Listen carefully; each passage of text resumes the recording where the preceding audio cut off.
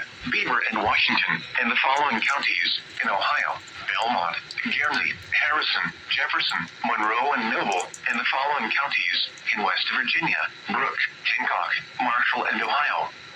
The National Weather Service in Pittsburgh has issued a severe thunderstorm warning for southern Harrison County in east central Ohio, southern Jefferson County in east central Ohio, eastern Guernsey County in east central Ohio, northern Monroe County in east central Ohio, Belmont County in east central Ohio, northeastern Noble County in east central Ohio, south central Beaver County in western Pennsylvania, northwestern Washington County in southwestern Pennsylvania, Ohio County in northern West Virginia, Marshall County in northern West Virginia, Brooke County in northern West Virginia, Hancock County in northern West Virginia, until 8 p.m.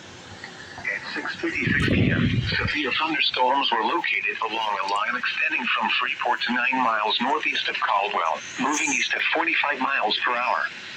Hazard, 60 miles per hour wind gusts. Source, radar indicated.